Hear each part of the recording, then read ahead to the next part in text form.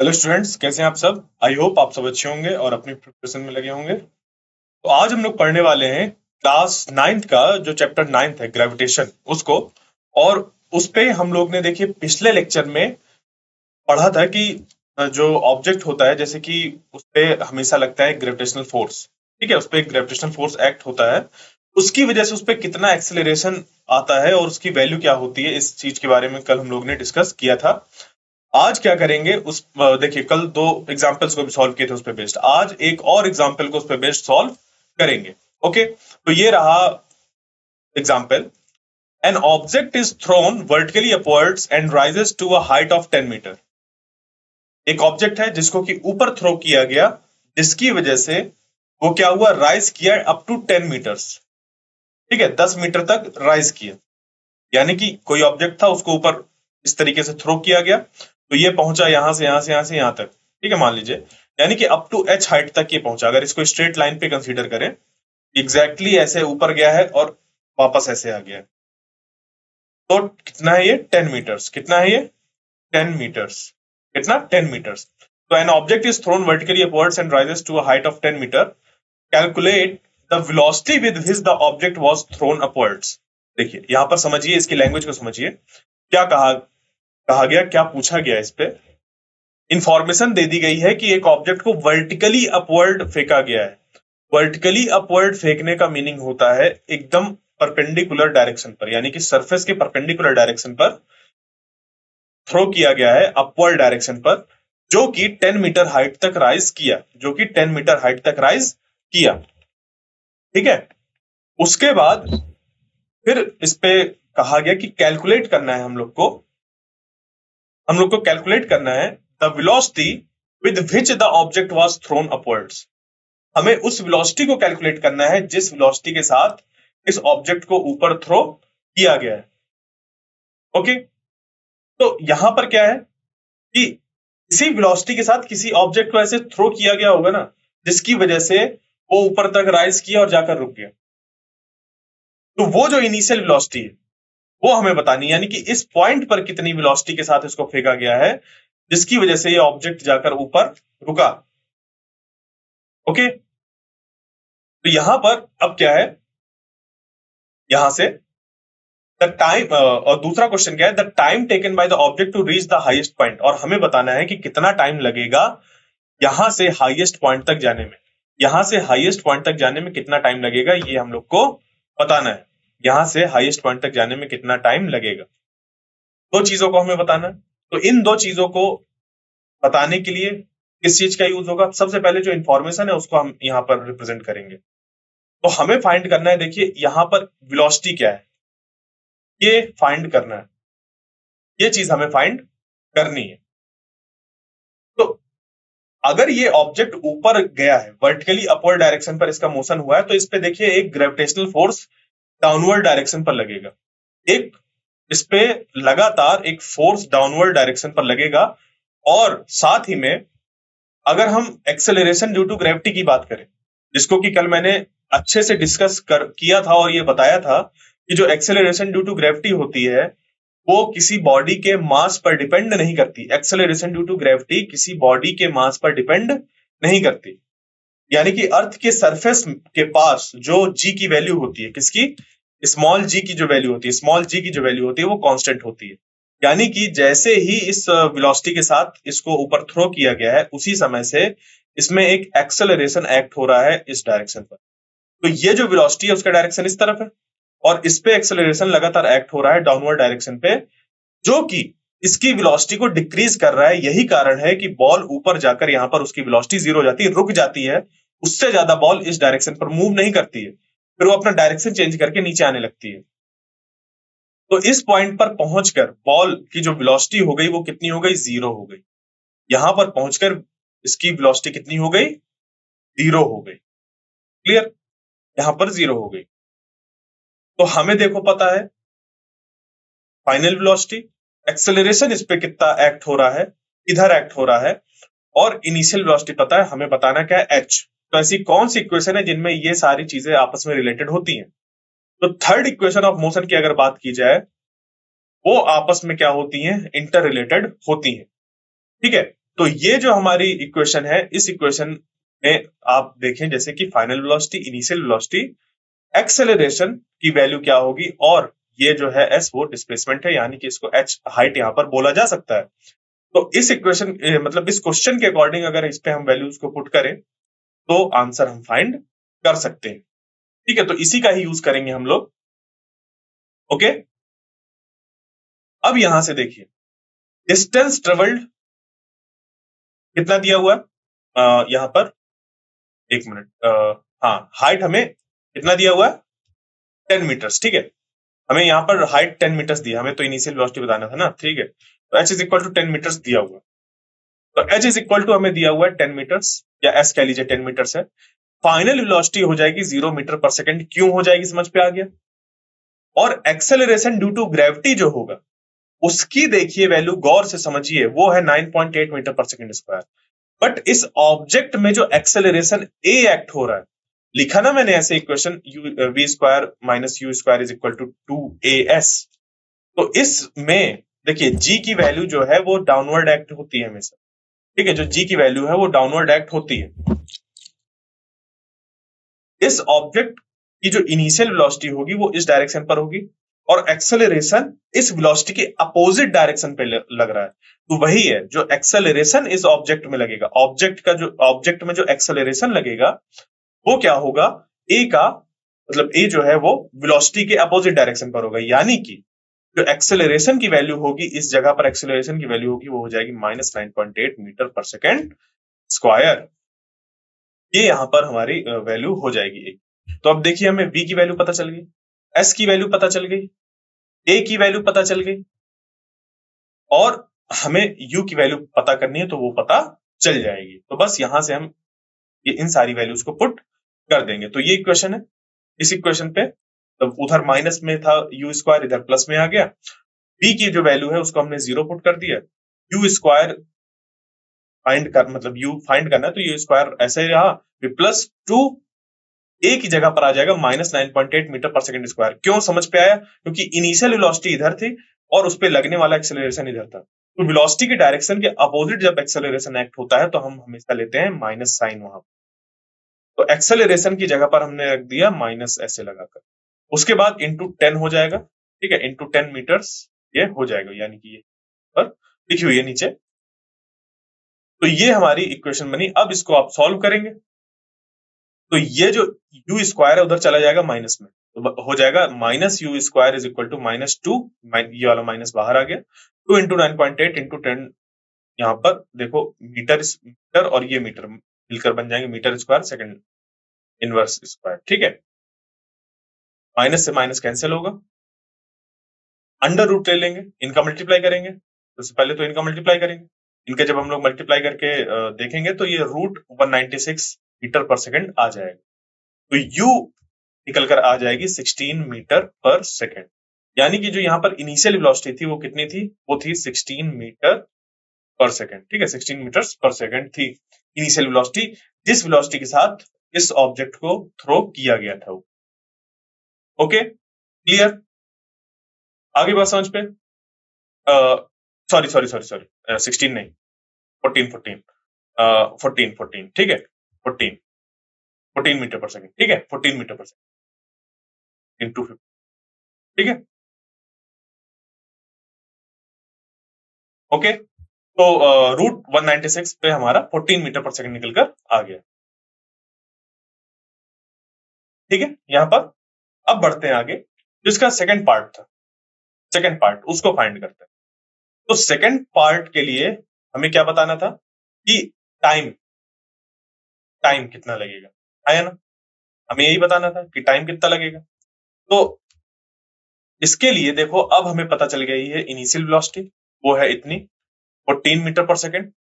ठीक है, final velocity 0 है, एक्सेलरेशन हमें पता है, और हम अब फाइंड कर लेंगे टाइम को। तो जो v है, v कितना है, फाइनल वेलोसिटी इस जगह पर कितनी है, वेलोसिटी 0, इनिशियल वेलोसिटी निकल कर आगे कितनी है 14 मीटर पर सेकंड अपवर्ड डायरेक्शन, 14 मीटर पर सेकंड अपवर्ड डायरेक्शन पर है। और उसके बाद यहां पर जो g एक्ट हो रहा है वो एक्ट हो रहा है नीचे, हमेशा एक्ट होता है towards the centre of earth, हमेशा ये एक्ट होता है। तो एक्सेलरेशन की अगर बात करी जाए इस ऑब्जेक्ट के एक्सेलरेशन की, तो इस ऑब्जेक्ट के एक्सेलरेशन को हम हमेशा माइनस पे रखेंगे, तो यहाँ पर फिर से माइनस रखा जाएगा, एक ही जगह पर -9.8 मीटर पर सेकंड स्क्वायर रखा जाएगा और इंटू टी कर दिया। अब 14 चला जाएगा उस तरफ, फिर माइनस से माइनस कैंसिल आउट हो जाएगा ये, या फिर इसको उधर ले जाइए, यानी कि 9.8 टी इज इक्वल टू 14 हो जाएगा। T is equal to 14 divided by 9.8, ये कर देंगे आप, यहां से आपका आंसर निकलकर आ जाएगा 1.43, ठीक है। Time is equal to 1.43 seconds. Okay, तो ये निकल कर आ गया। वो दो हमसे चीजें पूछी गई थी, एक तो इनिशियल वेलोसिटी वो फाइंड कर लिया, टाइम टेकन वो फाइंड कर लिया। ओके, क्लियर, समझ गए? तो इस पे हमें जो ये जितने भी प्रॉब्लम्स वगैरह आते हैं, यानी कि जितने भी क्वेश्चंस आते हैं, उसमें किसी ऑब्जेक्ट के मोशन को अगर हमें पढ़ना होता है कि वो कैसे मूव कर रहा है, कितनी वेलोसिटी के साथ मूव कर रहा है, कितना एक्सेलरेशन है, ये सब अगर करना होता है, तो हम लोग के पास देखो, तब जो फर्स्ट चैप्टर था, फर्स्ट चैप्टर में 3 इक्वेशन ऑफ मोशन पढ़ी थी, हाँ या ना? यानी कि v is equal to U plus A T, s is equal to U T plus half A T square, तीसरे में B square minus U square is equal to 2s। ये हमने सबसे पहला जो चैप्टर पढ़ा था 9th क्लास में, मोशन, उस पे पढ़ा। दूसरे में हम लोग ने जो इक्वेशन पढ़ी, यानी कि 3 लॉज ऑफ मोशन पढ़े हम लोग। क्या पढ़े? 3 लॉज ऑफ मोशन। तो लॉज ऑफ मोशन में हमारा जो सेकंड वाला है, सेकंड वाला लॉ ये कहता है किसी बॉडी में अगर एक अनबैलेंस्ड फोर्स F लग रहा है, अगर एक अनबैलेंस्ड फोर्स क्या लग रहा है? F लग रहा है, तो मतलब मान लीजिए कि एक है बॉडी, उसमें खूब फोर्स लग रहे हैं, खूब ढेर सारे तरह तरह के फोर्स लग रहे हैं, होंगे किसी तरीके के, बट लग रहे हैं उस पर, कोई इधर से कोई इधर से कोई इधर से खूब लग रहे हैं। बट उन इन सभी का एक हमारा एक अनबैलेंस्ड फोर्स निकल कर आ रहा है, जो कि मान लीजिए है सिर्फ और सिर्फ इस डायरेक्शन पर, यानी कि इन सभी फोर्सेस का एक अनबैलेंस्ड फोर्स बन रहा है रिजल्टेंट, और वो है इस डायरेक्शन पर। तो ये जो फोर्स होता है, ये इस बॉडी में अगर ए एक्सेलरेशन प्रोड्यूस कर रहा है और इस बॉडी का मास m होता है अगर, तो सेकंड लॉ ऑफ मोशन से हम लोग ये लिख लेते हैं, वरना सेकंड लॉ ऑफ मोशन तो हमारा क्या होता है? Rate of change of momentum होता है। याद रखिएगा, इस चीज को मैंने क्लास में डिस्कस किया था, चीजों को एक्सप्लेन किया था कि जो सेकंड लॉ ऑफ मोशन होता है, सेकंड लॉ ऑफ मोशन से ये इक्वेशन निकल कर आती है, but second law of motion ये F is equal to ma नहीं होता। सेकंड लॉ ऑफ मोशन होता है हमारा कि force is directly proportional to the rate of change of momentum, ये होता है second law of motion. Okay, second law of motion से ये इक्वेशन निकलकर आ जाती है, यानी कि ये इक्वेशन हो गई हमारे पास। फिर जो अभी हम लोग पढ़ रहे हैं, यानी कि ग्रेविटेशन चैप्टर में पढ़ रहे हैं, ग्रेविटेशन चैप्टर में क्या पढ़ रहे हैं हम लोग?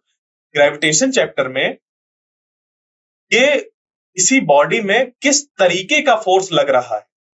अभी देखो, ये फोर्स लगा कौन रहा था, फोर्स कैसा था, ये हमें नहीं पता था पिछले चैप्टर तक। हमने ये माना था कि फोर्स है।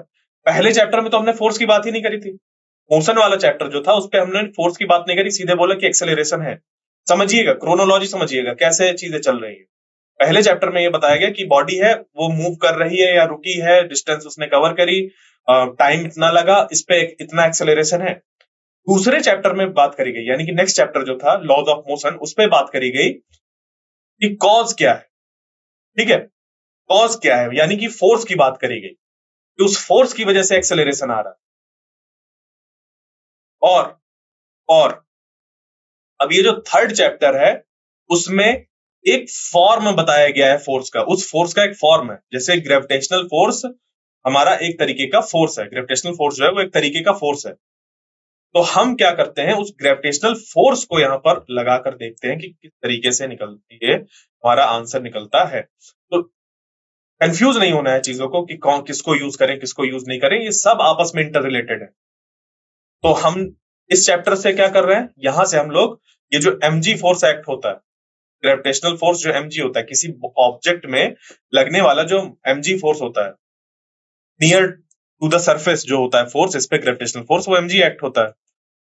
तो एक अनबैलेंस्ड फोर्स की हम बात करते हैं कि ये mg फोर्स एक्ट हो रहा है, तो इसको बराबर कर देते हैं ma के, इसको बराबर कर देते हैं ma के, यानी कि इस बॉडी में लगने वाला जो एक्सेलरेशन है वो इतना है, इस तरीके से करते हैं और यहां से हमारा a इक्वल टू जी निकल कर आ जाता है, ये होता है।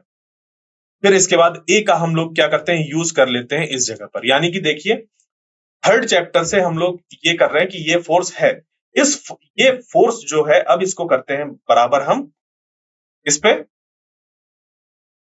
इसके यहां से, और यहां से फिर एक्सेलरेशन की वैल्यू निकालते हैं और उसको यूज करते हैं फिर इन इक्वेशंस पर।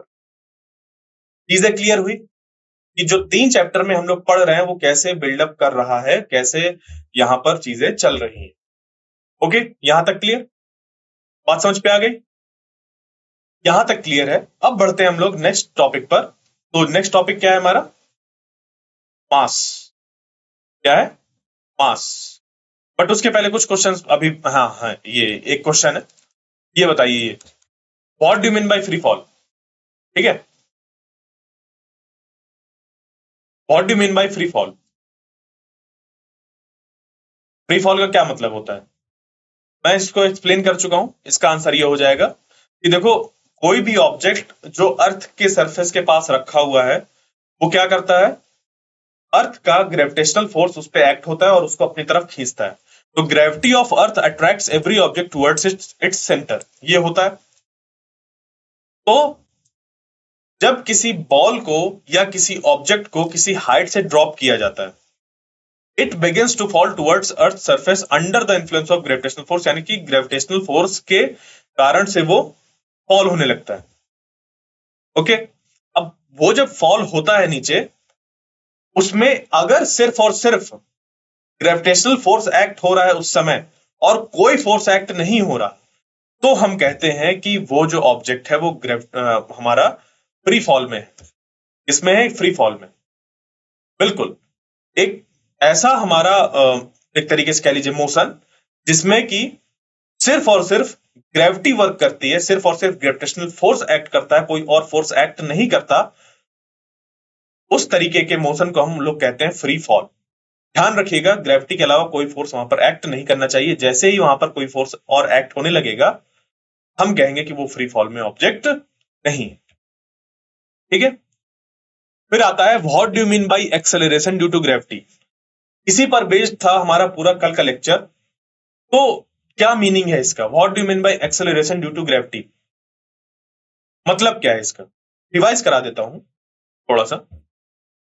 तो जब एक ऑब्जेक्ट फ्रीली फॉल कर रहा होता है, समझिएगा, जब कोई एक ऑब्जेक्ट फ्रीली फॉल कर रहा होता है towards the surface of the earth, freely fall का मतलब या फॉल्स फ्रीली का मतलब सिर्फ और सिर्फ ग्रेविटेशनल फोर्स एक्ट हो रहा है। तो when an object falls freely towards the surface of the earth from a certain height, किसी सर्टेन हाइट से मान लो कि ऐसे फॉल हो रहा है, तो from certain height then its velocity changes, तो इसकी जो वेलोसिटी होती है वो चेंज होती है, उसकी वेलोसिटी चेंज होती है। This change in velocity produces acceleration in the object, which is known as acceleration due to gravity, denoted by letter G. Okay? तो वहां पर क्या होता है कि एक certain amount of acceleration अर्थ जो है वो एक्ट कर रही होती है उस ऑब्जेक्ट में। उस समय क्या होता है वहां पर जो एक्सेलरेशन उस बॉडी में आता है वो कहलाता है एक्सेलरेशन ड्यू टू ग्रेविटी, जिसकी वैल्यू इतनी होती है 9.8 पर सेकेंड, 9.8 मीटर पर सेकेंड स्क्वायर। क्लियर है यहां तक। अब बढ़ते हैं आगे अपने नेक्स्ट टॉपिक में, और ध्यान दीजिएगा, जैसे ये जी की वैल्यू है ना, जी की वैल्यू अर्थ की सरफेस में सेम होती है, तो अर्थ की सरफेस में आप कहीं पर भी लीजिए लगभग हमारी वैल्यू 9.8 मीटर पर सेकेंड स्क्वायर होती है, अनलेस एंड अनटिल हमने उसको ये ना कहा हो कि जो ऑब्जेक्ट है वो पोल्स पर है। अगर ऑब्जेक्ट पोल में होता है तो हम ये मानते हैं कि वो 10 मीटर पर सेकेंड स्क्वायर उस पर acceleration due to gravity act हो रही है, वरना हम लोग 9.8 मीटर पर सेकेंड स्क्वायर को लेकर ही चलते हैं। और ऐसा क्यों वैल्यू में चेंज होता है, डिफरेंस क्यों होता है, इसको मैंने पिछले क्लास में किया था, ठीक है। तो अब बात आती है मास की, अब बात आती है मास की, ठीक है। और अगर आपको लगता हो कि ये जो स्मॉल जी है वो फोर्स है, तो जी फोर्स नहीं, जी एक्सेलरेशन है। जी क्या है? एक्सेलरेशन है, ठीक है। ध्यान दीजिएगा, जो जी है वो फोर्स नहीं है, एम जी फोर्स है। और यहां पर एम क्या है? कोई ऑब्जेक्ट है। तो अर्थ के सरफेस में कोई भी ऑब्जेक्ट जो मौजूद होगा उसमें जी तो एक्सेलरेशन एक्ट हो ही रहा होगा। जब हम मास के साथ, किसी ऑब्जेक्ट के मास के साथ हम मल्टीप्लाई कर देते हैं इस जी को, तो बन जाता है उस ऑब्जेक्ट में लगने वाला फोर्स, ठीक है। तो मास को थोड़ा सा रिवाइज कर लेते हैं। देखिए, पिछले चैप्टर में हम लोग ने ये पढ़ा कि जो मास होता है वो क्या होता है? मेजर ऑफ इट्स इनर्शिया होता है। मास जो होता है वो एक तरीके से मेजर ऑफ इट्स इनर्शिया होता है, यानी कि कोई बॉडी किसी चेंज इन मोशन को कितना ज्यादा रेजिस्ट कर रही है वो उसका इनर्शिया कहलाता है। तो मास जितना ज्यादा होगा किसी बॉडी का, इनर्शिया उतना ज्यादा होगा। या फिर ये कहा जा सकता है कि किसी बॉडी का अगर इनर्शिया ज्यादा है तो उसका मास ज्यादा है। यानी कि कहने का मतलब कि जो मास है वो ऑब्जेक्ट के इनर्शिया का मेजर है। दूसरा, जितना ज्यादा मास उतना ज्यादा इनर्शिया, या फिर कह लीजिए कि जिस ऑब्जेक्ट का आपको इनर्शिया ज्यादा समझ में आ रहा होगा उसका मास ज्यादा होगा। हाँ या ना? खास बात मास की ये होती है कि ऑब्जेक्ट जो होता है, जैसे कि ह्यूमन बॉडी, या आपके सामने पड़ा पेन, या कह लीजिए जो भी आप सामने आपने कुछ भी जो देख पा रहे हैं आप, उन सब में क्या है? मास है। एयर पर भी मास है। कहने का मतलब कि आपके चारों तरफ जो भी चीजें मौजूद हैं उन सब में क्या है? मास है। तो ये सारा जो है मास हमारा, ठीक है, ये सारा जो मास है वो हमेशा सेम रहेगा, चाहे आप अर्थ में हो, चाहे मून पर हो, चाहे अर्थ के अंदर हो, चाहे आउटर स्पेस में हो, कहीं पर भी हो, जो बॉडी का मास होता है वो हमेशा सेम रहता है। ओके।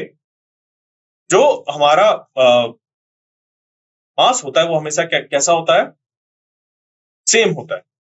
तो it remains the same whether the object is on earth, the moon और इवन इन आउटर स्पेस। आप चाहे कहीं पर भी हो, वैसे ही हमारा जो मास होता है वो हम किसी भी पॉइंट पर सेम होता है, कांस्टेंट होता है। मास की वैल्यू चेंज नहीं होती है, ध्यान रखिएगा। मास हमेशा और हमेशा सेम ही रहता है।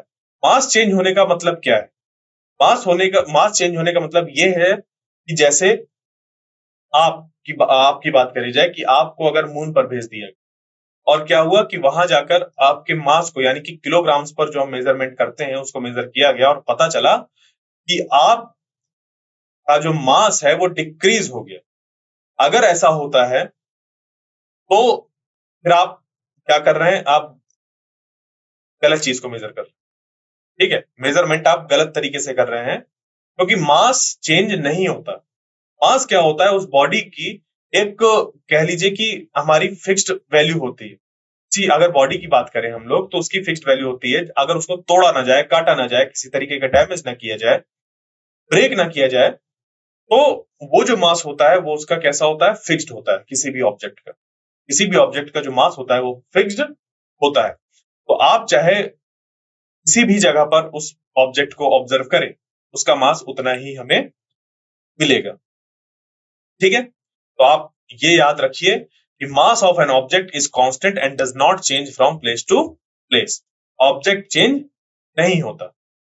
ओके, बात समझ पे? क्लियर? आगे बढ़ते हैं। वेट, वेट, ठीक है, वेट। हाँ, अब किसी के दिमाग में ये क्वेश्चन आ सकता है कि आइंस्टीन की इक्वेशन के अकॉर्डिंग जो मास होता है वो वेरी करता है। हाँ या ना? आइंस्टीन की इक्वेशन के अकॉर्डिंग जो मास होता है वो वेरी करता है। ये किसी के दिमाग में क्वेश्चन आ सकता है। तो वो एविडेंट तब होता है, वो चेंज इन मास, जब स्पीड ऑफ लाइट के कंपेरेबल कोई ऑब्जेक्ट मूव कर रहा होता है, जो कि अभी आपके सिलेबस में है नहीं। तो उस चीज को मैं यहां पर जिक्र नहीं करूंगा। तो अभी जो मैंने चीज बोली, ठीक है, अभी जो चीज बोली है वो हमारा क्या है? एक डिस्कशन है जो कि आप आगे चलकर पढ़ेंगे। आप अभी उसको नहीं, क्योंकि आपको उसको समझने के लिए और भी चीजें समझनी होंगी। पहले उनको समझेंगे, फिर जाकर वो डिस्कस होगा आगे, जब आप अपने ग्रेजुएशन पे जाएंगे तब जाकर वो चीज डिस्कस होगी। ठीक है, समझिएगा बात को। तो आपको पहले मास और वेट में तो डिफरेंस पता चल जाए, तब तो बात होगी आगे की कि मास भी चेंज होता है। ठीक है, तो अभी के लिए आप यहां पर अभी क्लास 9th में है, क्लासिकल मैकेनिक्स पढ़ रहे हैं। क्लासिकल मैकेनिक्स पे जो है वो क्या है हमारे पास, कि मास चेंज नहीं होता है। ठीक है, ओके, क्लियर। मास हमारी एक एब्सोल्यूट वैल्यू है in case of classical mechanics.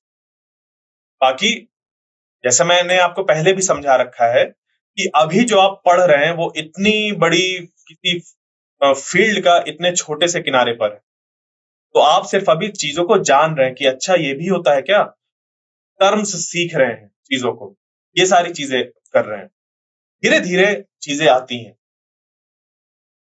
ठीक है, तो वेट वेट वेट का क्या मीनिंग होता है? देखो, हम लोग जानते हैं कि जो अर्थ होती है वो हर एक ऑब्जेक्ट को अपने तरफ अट्रैक्ट करती है विद अ सर्टेन फोर्स। ठीक है, वो क्या करती है, विद अ सर्टेन फोर्स अर्थ अपने तरफ हर एक ऑब्जेक्ट को अट्रैक्ट करती है। और ये जो फोर्स होता है, फोर्स, देखिए मैं फोर्स की बात कर रहा हूं कि किसी ऑब्जेक्ट में लगने वाला जो फोर्स होता है, फोर्स ड्यू टू ग्रेविटी, वो किस पे डिपेंड करता है, मास पर। कैसे? हमने बताया है कि जो फोर्स होता है ग्रेविटेशनल फोर्स, हम किस, मान लीजिए कि एक ऑब्जेक्ट रखा हुआ है यहाँ पर जिसका कि मास m है, तो इस ऑब्जेक्ट में लगने वाला जो फोर्स होगा, फोर्स ड्यू टू ग्रेविटी, यानी कि जो ये अर्थ अपने तरफ जो फोर्स लगा इसको लगाएगी, इसको अट्रैक्ट करेगी जिस फोर्स से टुवर्ड्स द सेंटर, वो क्या होगा, mg होगा। वो क्या होगा, mg होगा। ठीक है, क्लियर। अब ये जो फोर्स है हमारा, अगर कोई एक बड़ा ऑब्जेक्ट आ जाए, अगर कोई ऑब्जेक्ट बड़ा आ जाए, क्यों क्यों ऐसा मैं कह रहा हूं, क्योंकि देखिए यहां पर जी की वैल्यू तो कांस्टेंट है on the surface of the अर्थ। तो जी की वैल्यू है वो कैसी है, कांस्टेंट है, स्मॉल जी की वैल्यू कांस्टेंट है, यानी कि एक्सेलरेशन ड्यू टू ग्रेविटी कैसी है, कांस्टेंट है। तो मास अगर क्या होगा, बढ़ेगा, यानी कि जैसे ये है, इसका मास है कुछ, इसका मास थोड़ा और ज्यादा है, इसका मास और ज्यादा है, तो इन सब में जो जी की वैल्यू एक्ट हो रही है वो सब में सेम है। सब में जो जी की वैल्यू एक्ट हो रही है वो सेम है, बट क्योंकि सबका मास डिफरेंट डिफरेंट है, तो इनमें जो अर्थ अपनी तरफ खींच रही होगी जिस फोर्स के साथ, वो भी डिफरेंट डिफरेंट होगा, वो भी डिफरेंट डिफरेंट होगा। तो जो क्या है हमारा यहाँ पर फोर्स है, ग्रेविटेशनल फोर्स, वो कैसा होता है, बढ़ता जाता है जैसे जैसे ऑब्जेक्ट का मास बढ़ता है। वही चीज यहां पर लिखी गई है कि we know that Earth attracts every object with a certain force, and this force depends on the mass of the object and the acceleration due to the gravity. ठीक है, क्लियर। अब उसके बाद यहां पर आता है कि ये जो वेट है, ठीक है, ये जो वेट है वो है क्या, तो ये जो वेट होता है वो हमारा उस ऑब्जेक्ट में लगने वाला ग्रेविटेशनल फोर्स को ही हम लोग वेट कहते हैं। ये जो mg फोर्स एक्ट होता है किसी ऑब्जेक्ट में, इसी को ही हम लोग वेट कहते हैं, इसी को ही हम लोग वेट कहते हैं। तो the weight of an object is the force with which it is attracted towards the earth. Weight क्या है, एक तरीके का फोर्स है। वेट क्या है, एक तरीके का फोर्स है। तो आप लोग जब गए होंगे मम्मी पापा के साथ सब्जी खरीदने, जब अकेले गए होंगे कुछ सामान खरीदने, जाकर आप लोग ने कहा होगा कि इतना सामान दे, तो उसने पूछा होगा कितना कितना कितना वेट कितना है? ठीक है, ऐसा कुछ वेट की बात आई होगी। तो वहां पर हम लोग क्या बोलते हैं, वेट को बोल देते हैं कि कितना वेट है, वो बोल देते हैं 50 kgs या 10 kgs चाहिए, ऐसे बोल देते हैं। रॉन्ग है ये रॉन्ग है। ठीक है, एक्चुअल में वहां पर हम लोग को क्या बात करनी चाहिए, मास की। तो क्योंकि हम लोग वहां पर डेली लाइफ में यूज करते हैं ऐसे, तो ये हमारा जो बोल, अगर हम इसको फिजिक्स में एंटर कर देंगे तो ये गलत हो जाएगा हमारा। क्योंकि यहाँ पर जो वेट डिफाइंड है हमारा, वो कैसा है, वो वेट डिफाइंड है किस चीज पर, कि किसी ऑब्जेक्ट में लगने वाला जो फोर्स है, फोर्स ड्यू टू ग्रेविटी वो कितना है। अब अगर अर्थ की सरफेस से कहीं दूसरी जगह पर चले जाए, जैसे मान लीजिए मून पर चले जाए, तो वहां पर और यहां पर जो जी की वैल्यू होगी वो डिफरेंट डिफरेंट होगी। इसको मैंने कल बताया था। जी की जो वैल्यू यहां और यहां पर होगी वो डिफरेंट डिफरेंट होगी। अगर यहां पर जी की वैल्यू जीएम है, अगर यहां पर जी की वैल्यू कितनी है, जीएम है, यानी कि अर्थ में जीएम है और ये सॉरी जीई है, जीएम नहीं जीई है, और यहां पर जीएम है, यानी कि acceleration due to gravity on moon और acceleration due to gravity on earth. तो जो जीएम की वैल्यू होती है वो होती है GE/6, ये वैल्यू होती है। ठीक है, इसको अभी हम लोग निकाल कर देखेंगे भी, इसको अभी हम लोग निकाल कर देखेंगे भी। बट कहने का मतलब ये कि जो वेट होता है ऑब्जेक्ट का, जो वेट होता है ऑब्जेक्ट का, वो मास और जी दोनों पर डिपेंड करेगा अगर जी भी वैल्यू चेंज हो। यानी कि अगर हम इस अर्थ के बाहर कहीं पर जाकर देख रहे हैं तो वहां पर उसका जी की वैल्यू भी चेंज होगी। यानी कि जो वेट है हमारा वो मास और जी, जो स्मॉल जी की वैल्यू है, यानी कि एक्सेलरेशन ड्यू टू ग्रेविटी, इन दोनों पर डिपेंड कर रहा है। इन दोनों पर ये चीज डिपेंड कर रही है। तो जो हम लोग डेली लाइफ में वेट शब्द का यूज करते हैं वो एक्चुअली हम लोग मास के लिए बोल देते हैं। ये इसको हम मास और इसको सेम ही बोल देते हैं। ऐसा इस वजह से हो जाता है क्योंकि हम सरफेस पे बात कर रहे होते हैं और जी की वैल्यू सबके लिए सेम होती है। ठीक है, जी की वैल्यू सबके लिए सेम होती है, तो मास इंटू जी, और ये इंटू जी जब करते हैं और इन पे कंपैरिजन करना है, मान लीजिए दो हमारे पास ऑब्जेक्ट है और उनके मास को कंपैरिजन करना है, तो वेट के अकॉर्डिंग भी उसको कंपेयर किया जा सकता है। और धीरे धीरे करते करते वो चीजें बिगड़ती गई और लोग भूल गए कि वेट और मास में अंतर है। वो पता भी नहीं है। अभी तक पता था क्या आपको? नहीं पता था। ठीक है, आपको जानकारी नहीं थी। तो जो वेट है वो डिफरेंट होता है। वेट हमारा एक फोर्स होता है। ठीक है, वेट हमारा एक फोर्स होता है। Acceleration due to gravity has a value.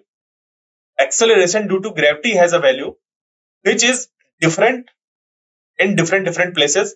Like if we are talking in the on the surface of the earth, or we are talking on the moon, or we are talking on the Jupiter, inside the surface of earth or outside the surface of the earth at certain height, इन सब पर क्या होगा, इन सब में क्या होगा, जो जी की वैल्यू होती है वो डिफरेंट डिफरेंट होती है। तो एक्सेलरेशन ड्यू टू ग्रेविटी जो है, acceleration due to gravity, acceleration due to gravity की वैल्यू हमारी होती है 9.8 मीटर पर second square on the surface of earth, on the surface of earth.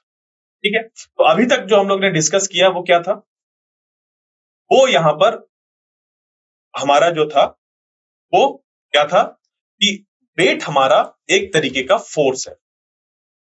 और कौन सा फोर्स है?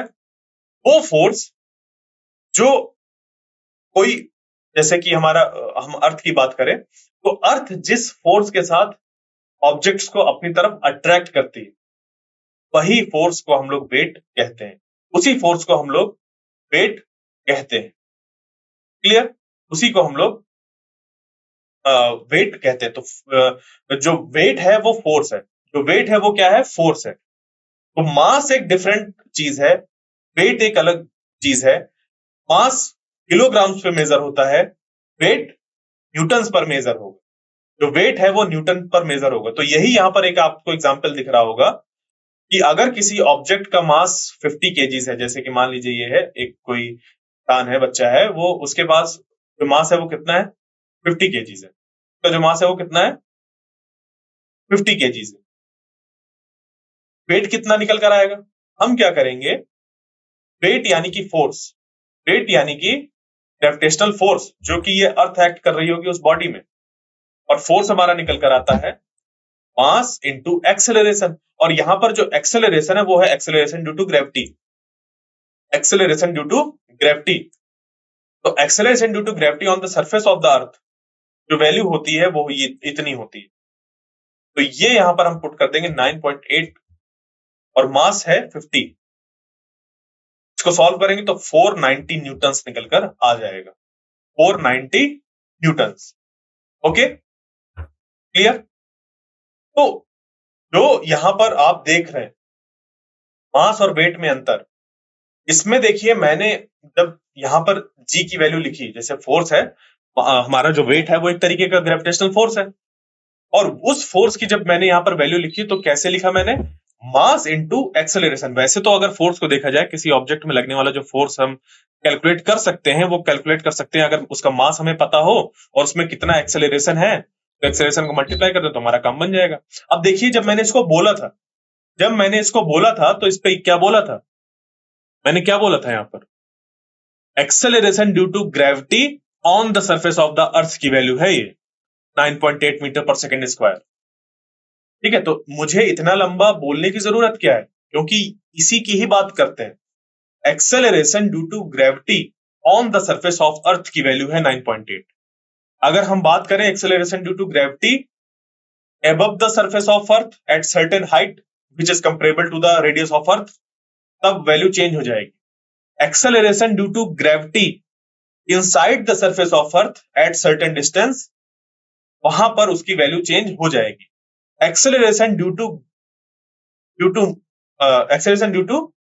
ग्रेविटी ऑफ मून की अगर हम बात करें, ठीक है, on the surface of moon, वो चीज डिफरेंट हो जाएगी।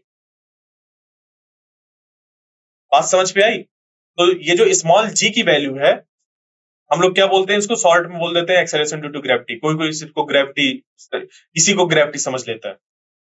ये एक्सेलरेशन ड्यू टू ग्रेविटी है। तो कभी भी आप जब चीजों को पढ़ें तो शॉर्ट फॉर्म की बजाय, अभी क्योंकि आप क्या कर रहे हैं, चीजों को समझ रहे हैं, तो उसको एक पूरा कंप्लीट लाइन पढ़कर उसको याद रखने की कोशिश करिए। क्योंकि अगर आपने चीजों को शॉर्ट में करने की कोशिश करी तो फिर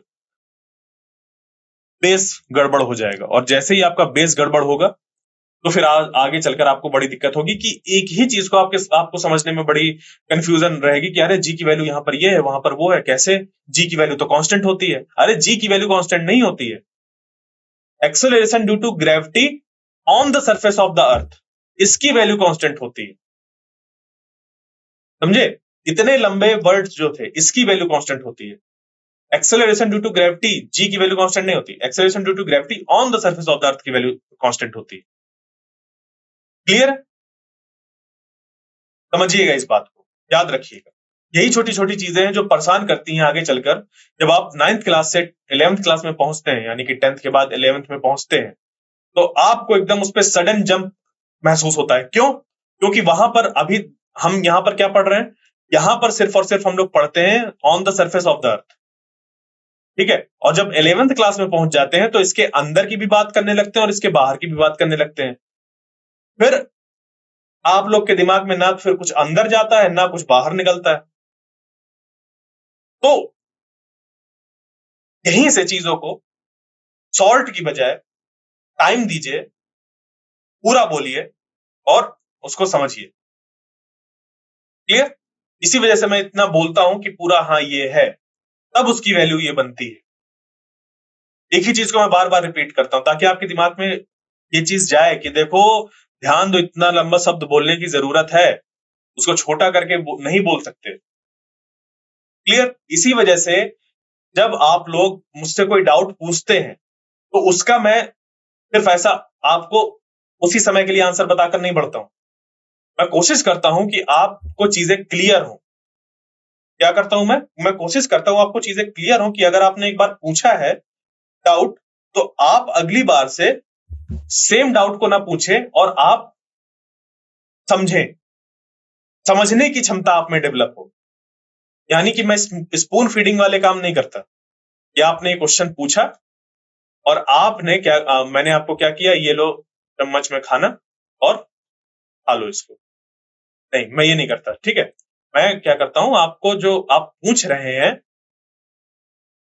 कब आपको सही पर, मतलब एक्चुअल में कब आपको समझ पे आएगा, मैं वो बताने की कोशिश करता हूं। ठीक है, इसी वजह से मैं काफी आपके डाउट्स जो होते हैं, देखा होगा आप लोग ने कि मैं क्या करता हूं कि कह देता हूं कि ये तब आप पढ़ेंगे, इस क्लास में पढ़ेंगे या इस पे पढ़ेंगे, इसको पढ़ने के लिए आपको इसकी जरूरत है, ताकि आपके लिए वो स्टोरी ना बने। वरना फिर क्या होता, तब यही हो जाता है, फिर एक स्टोरी बन के रह जाती है आपके लिए। ठीक है, छोटा छोटा कि ये ऐसा है, चलो ये बोल देते हैं, ये है तो ये बोल देते हैं, ये है तो ये बोल देते हैं। क्लियर? तो मीनिंग क्या है उसका, कैसे हम उसको समझते हैं?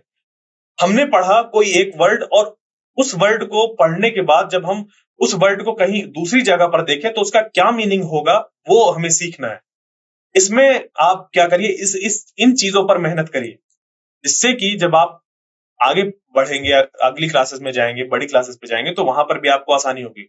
वहां पर भी पढ़ने का तरीका यही है कि कुछ भी आप पढ़ रहे हैं उस पे हर एक वर्ड को समझने की कोशिश करिए। एक तरीके से लैंग्वेज, फिजिक्स की लैंग्वेज एक तरीके से है, मतलब चीजें होती हैं, क्या होता है कि जैसे लिखा है the force of attraction of the earth on on an object is known as the weight of the object. देखिए डिफिनीशन वगैरह जब बनती है तो आपने देखा होगा is known as, is called, इस तरीके से बनती हैं। यानी कि ये भी एक लैंग्वेज है, जिसको कि अगर आप समझ गए तो आपके लिए पढ़ना आसान हो जाता है। वरना फिर क्या होता है, वैसा लगता है कि आप हिंदी वाले के सामने कोई दूसरी लैंग्वेज बोल दी जाए, स्पेनिश बोल दी जाए, उसको समझ में ही नहीं आएगा। बट वही लैंग्वेज समझ पे आने लगती है जब आपको हर एक वर्ड का मीनिंग पता होता है। हाँ है ना? समझ पे आ गई बात? ठीक है, क्लियर? ओके, मैं आपको ये मतलब बता रहा हूं कि पढ़ना कैसे है। ओके, तो फिर बढ़े आगे। तो हम लोग ने ये देखा कि जो फोर्स होता है हमारा, वो क्या होता है, मास इंटू एक्सेलरेशन। ये तो हमें पता ही है, किसी ऑब्जेक्ट में लगने वाला जो फोर्स होता है, अगर हमें उसका मास पता है और एक्सेलरेशन है तो हम उसको एसोसिएट कर सकते हैं फोर्स के बराबर। और ये जो ऑब्जेक्ट है हमारा, अगर उसका मास m है और उस पे g acceleration due to gravity act हो रहा है, small g acceleration due to gravity on the surface of the earth जो है वो वैल्यू एक्ट हो रही है, क्योंकि सरफेस की बात हो रही है, तो इसमें लगने वाला जो फोर्स होगा वो mg होगा, वो mg होगा। और वही जो फोर्स होता है उसको ही हम लोग क्या बोलते हैं, वेट ऑफ द ऑब्जेक्ट बोलते हैं। जैसे कि आप यहां पर देख पा रहे हैं, मास अगर इसका इतना है, acceleration due to gravity on the surface of the earth ये एक्ट हो रहा है, और ये ऑब्जेक्ट सरफेस में ही रखा हुआ है, तो इसमें लगने वाला जो वेट होगा, ये सॉरी इस ऑब्जेक्ट का जो वेट होगा और इस पे लगने वाला फोर्स, देखो अंतर है दोनों में, बोलने का तरीका, इस ऑब्जेक्ट का वेट और इस ऑब्जेक्ट में लगने वाला फोर्स ये है। या हम कह सकते हैं कि ये इस ऑब्जेक्ट में लगने वाला जो वेट है वो डाउनवर्ड होगा। ठीक है, इस तरीके से। तो याद रखिएगा हमेशा, जैसे कि मैं, आपने देखा होगा कई बार मैंने ऐसे किया होगा कि ऐसे कुछ लिख दिया, ठीक है, ऐसे कुछ लिख दिया, और ऐसे लिखने के बाद मैंने ऐसे डाउनवर्ड डायरेक्शन पर mg ऐसे लिख दिया। क्या मीनिंग है इसका? क्या समझ पे आया इसका? क्या मीनिंग हुआ इसका? इसका मीनिंग ये हुआ कि ये जो हमारा वेट है, ठीक है, ये जो वेट है वो क्या हुआ, यहां पर इतना एक्ट हो रहा है। तो जो वेट होता है हमारा, उसको हम लोग डिनोट करते हैं किससे, W से। यानी कि हम W is equal to mg ऐसे लिख सकते हैं, ठीक है, mass into acceleration due to gravity. अब क्योंकि जो वेट है वो क्या है, हमारा फोर्स है। Weight of an object is the force with which it is attracted towards the earth. जो हमारा वेट है ऑब्जेक्ट का, वो क्या है, वो फोर्स है, जिससे कि वो जो ऑब्जेक्ट होता है वो क्या करता है, अट्रैक्ट करता है, वो अट्रैक्ट करता है। The SI unit of weight is the same as the force, that is newton. जो SI यूनिट है फोर्स की, न्यूटन होती है, और वही हमारी वेट की SI यूनिट हो जाएगी। क्यों? क्योंकि वेट हमारा एक तरीके का फोर्स है। जो वेट है वो क्या है, एक तरीके का फोर्स है। अभी हम लोग ने देखा है वेट हमारा क्या है, एक तरीके का फोर्स है। तो जब हमारा वेट एक तरीके का फोर्स है तो उसकी यूनिट भी फोर्स की यूनिट के बराबर ही हो जाएगी, और जो कि हो जाएगा न्यूटन। क्या हो जाएगा, न्यूटन। ठीक है, क्यों ऐसा लिखा गया है, क्यों ऐसा लिखा गया है, क्यों ऐसा लिखा गया है? इस वजह से, क्योंकि इस ऑब्जेक्ट में लगने वाला जो फोर्स है इसी को हम लोग, और कौन सा फोर्स, ग्रेविटेशनल फोर्स। कौन सा फोर्स, ग्रेविटेशनल फोर्स। इसी फोर्स को हम लोग क्या बोलते हैं, वेट बोलते हैं। इसी वजह से इसको ऐसा लिखा गया है कि फोर्स बराबर ये। क्लियर, बात समझ पे आई? तो ऑब्जेक्ट है, ऑब्जेक्ट में G acceleration due to gravity act हो रही है on the surface of the earth. ये जब इस पे एक्ट होगा तो अगर इसका मास m है तो ये बन जाएगा, इस पे लगने वाला फोर्स कितना हो जाएगा, मास इनटू एक्सेलरेशन, और एक्सेलरेशन कितना एक्ट हो रहा है, g, यानी कि फोर्स बन जाएगा mg। और इसी फोर्स को ही बोला जाता है वेट, यही ग्रेविटेशनल फोर्स जो होता है इसी को बोला जाता है वेट। इस वजह से हम लोग F equal to M G को W equal to M G लिखते हैं। क्लियर हो गया, समझ पे आया यहां पर इस केस में। तो वेट और फोर्स एक ही चीज है हमारा। तो जब हम लोग फोर्स बोलेंगे, जैसे हमने बोला force is equal to M G, इस पे हो जाएगा कि हमें बताना पड़ेगा कि ये कौन से फोर्स की बात हो रही है जो एम जी के बराबर है। बट अगर हमने ये लिख दिया W is equal to M G, इसका मीनिंग ये हो जाएगा कि देखो हम बात कर रहे हैं ग्रेविटेशनल फोर्स की, जो उस ऑब्जेक्ट में एक्ट हो रहा है जिसका कि मास m है, और एक्ट हो रहा है क्योंकि उस पे acceleration due to gravity g act हो रही है on the surface of the earth. और डिफरेंट डिफरेंट जगह पर जो वैल्यू एक्ट होगी वहां पर, फिलहाल के लिए acceleration due to gravity on the surface of the earth ये वैल्यू है। बट यहां पर जैसी वैल्यू एक्ट होगी यहां पर g की, वैसे इसके बराबर हमारा वेट हो जाएगा। यानी कि देखो जो वेट है हमारा बॉडी का वो g पर डिपेंड कर रहा है और मास पर डिपेंड कर रहा है। ठीक है, जी और मास पर डिपेंड कर रहा है।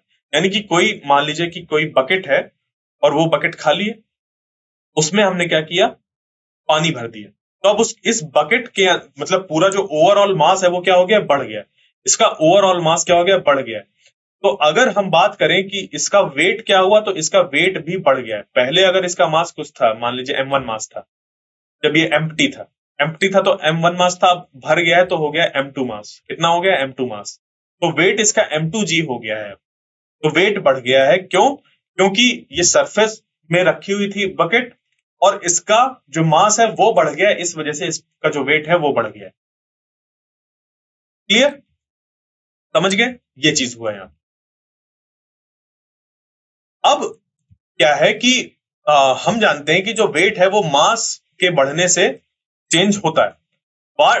जो मास है अगर वो घट बढ़ रहा है तो उसके बॉडी में जो वेट है वो भी वैल्यू चेंज होगी। क्यों, क्योंकि weight is equal to M G होता है। यानी कि अगर हम on the surface of the earth बात करें या किसी भी जगह पर बात करें, ठीक है, लिखा हुआ ना, देखिए ध्यान दीजिए यहाँ पर क्या लिखा हुआ है, we have learn that the value of G is constant at a given place. जो वैल्यू ऑफ जी होती है वो constant at a given place होती है। एट अ गिवन प्लेस मतलब जैसे on the surface of the earth, inside the surface of the earth, या out the surface of the earth है, या मून की बात हो रही है, जुपिटर की बात हो रही है, मार्स की बात हो रही है, सन की बात हो रही है, कहां की बात हो रही है। तो अगर यहां पर हमने जी की वैल्यू फिक्स्ड ले रखी है तो मास चेंज होने से ऑब्जेक्ट का मास चेंज होगा। ऑब्जेक्ट का मास चेंज होने की वजह से उसका वेट चेंज होगा, ये चीज।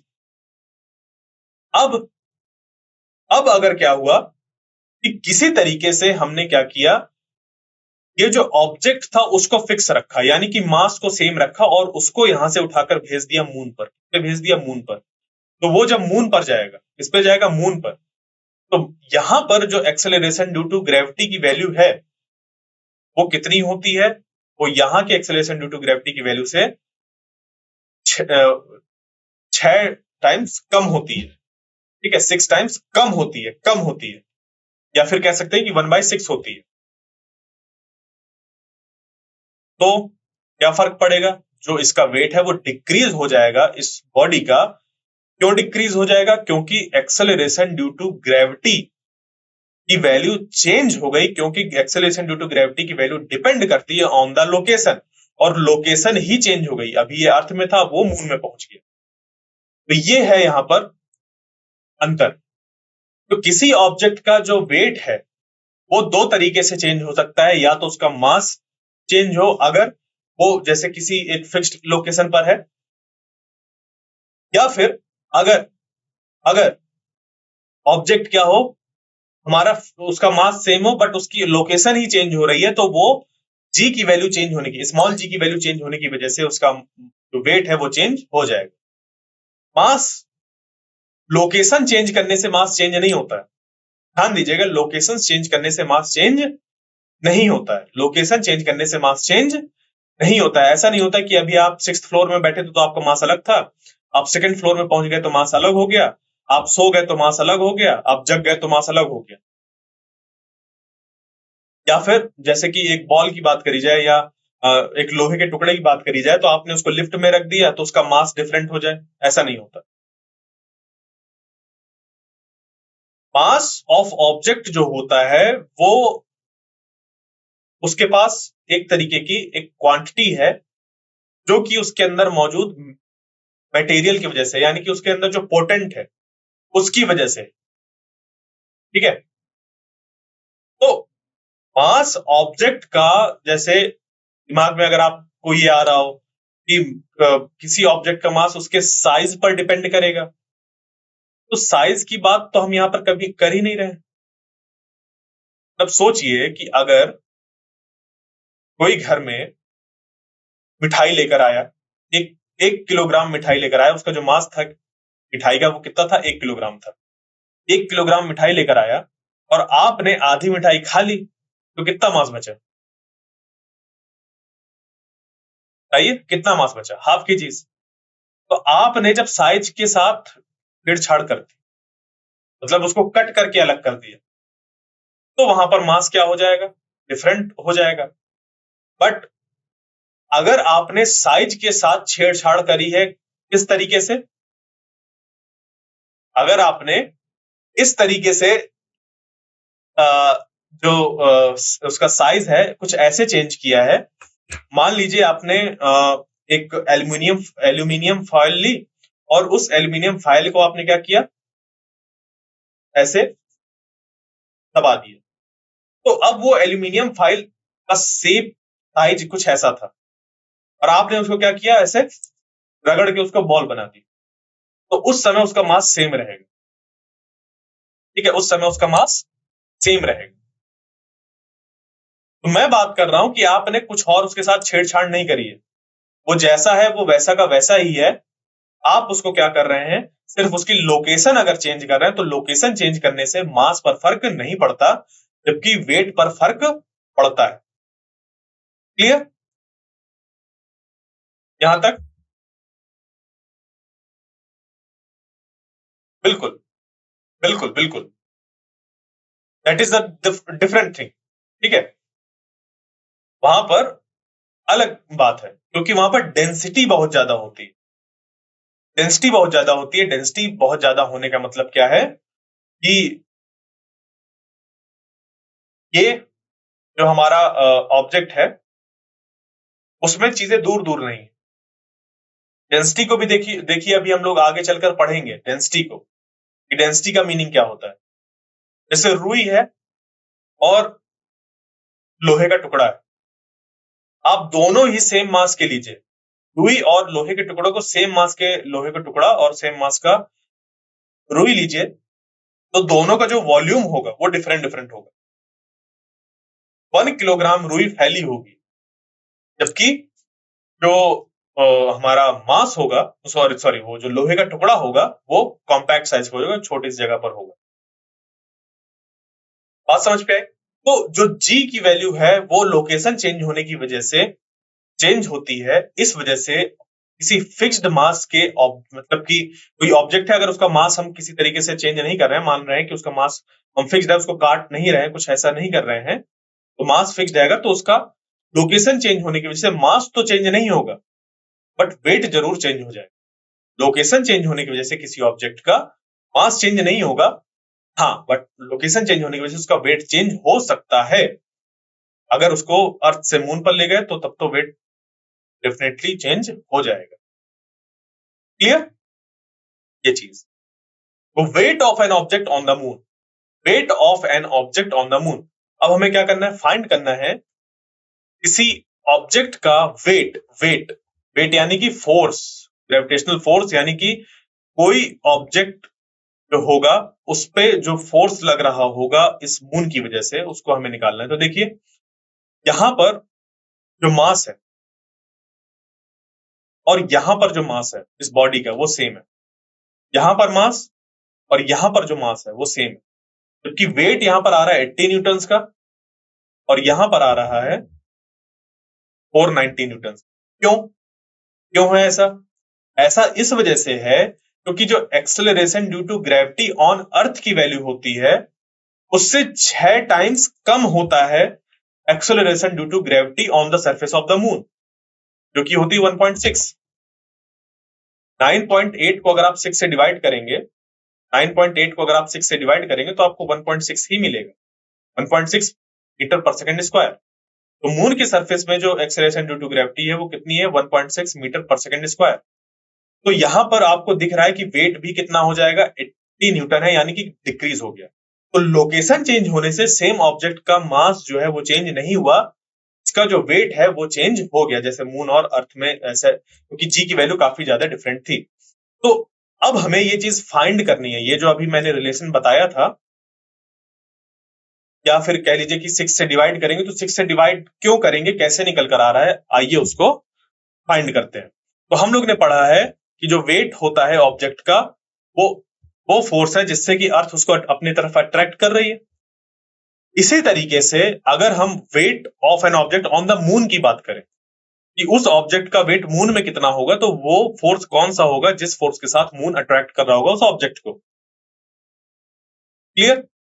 अब हम लोग जानते हैं कि जो मास का मून है, सॉरी, जो मून का मास है, ठीक है, मास का मून नहीं, मून का जो मास है, ठीक है, जो मून का मास है वो कम है अर्थ से, ठीक है, मून का जो मास है वो कम है अर्थ से।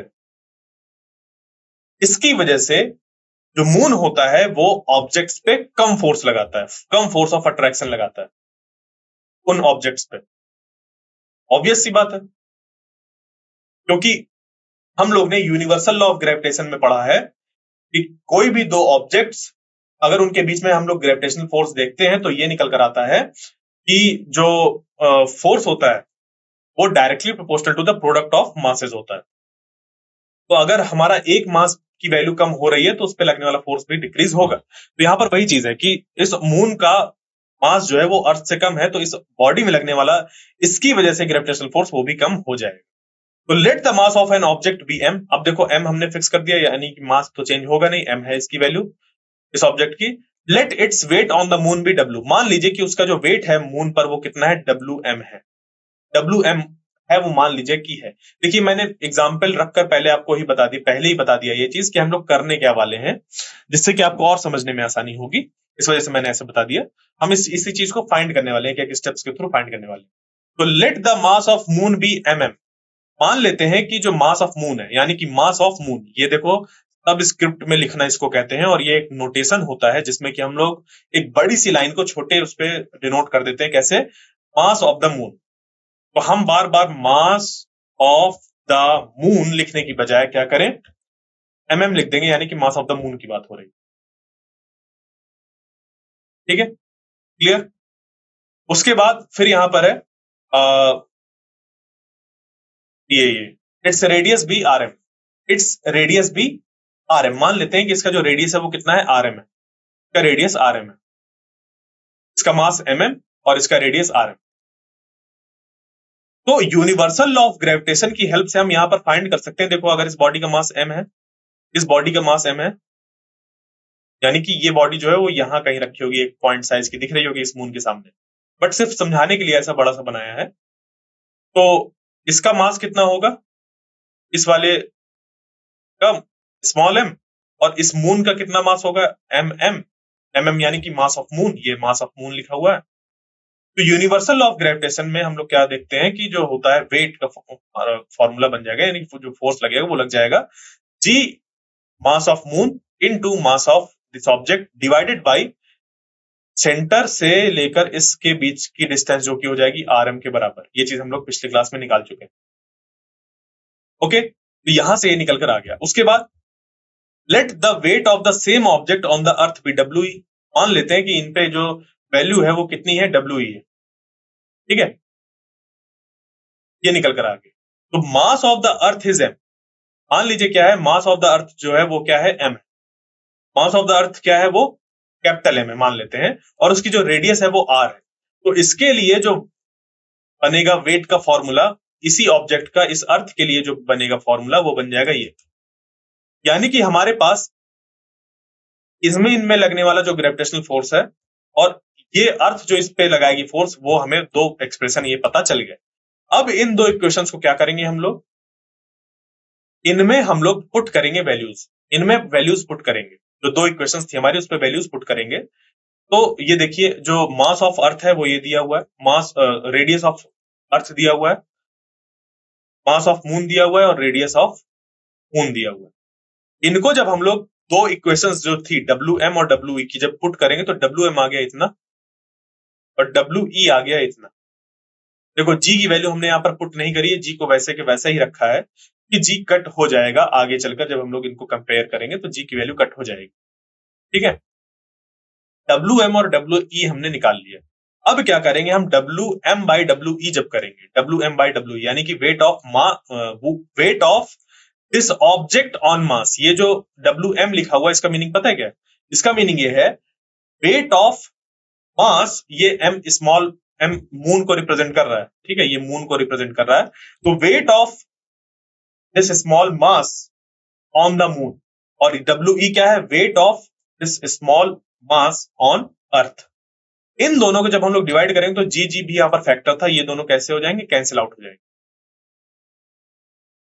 इसको सॉल्व करिएगा, जब आप सॉल्व करेंगे तो ये निकल कर आ जाएगा WM by WE is equal to 0.165, या फिर इसको अराउंड 1/6 कर सकते हैं।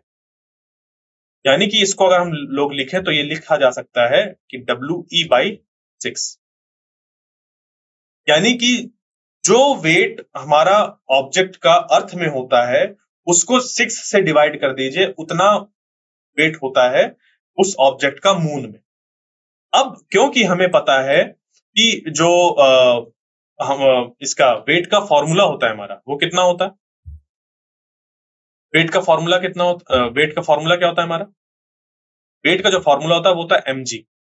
अब अगर वेट ऑफ मून की, sorry, weight of object on the moon की बात की जा रही है, तो इसको लिखा जा सकता है mass of object into acceleration due to gravity on the surface of moon, और WE को लिखा जा सकता है mass of object into acceleration due to gravity on the surface of earth. और हमें पता है कि WM बाई WE जो है वो है 1/6, यानी कि WM is equal to 1/6 into WE। WM की जगह पर हम लोग पुट कर देंगे M इंटू GM, और 1/6 इंटू WE की जगह पर आ जाएगा ME। तो देखो M से M कैंसिल आउट हो जाएगा, यानी कि GM is equal to GE divided by 6, ये निकल कर आ गया, जिसको कि मैं पिछले लेक्चर से इस चीज को बता रहा हूं। तो acceleration due to gravity on the surface of moon वो 1/6 टाइम्स होती है। देखो 1/6 टाइम्स, टाइम्स यानी कि multiply, 1/6 times of acceleration due to gravity on earth. Acceleration due to gravity on the surface of moon is equal to 1/6 times of acceleration due to gravity on the surface of earth. ये चीजें निकलकर आ गई। I hope जो आज का lecture था वो आपको समझ पे आया होगा। मिलते हैं नेक्स्ट क्लास में, तब तक के लिए थैंक यू।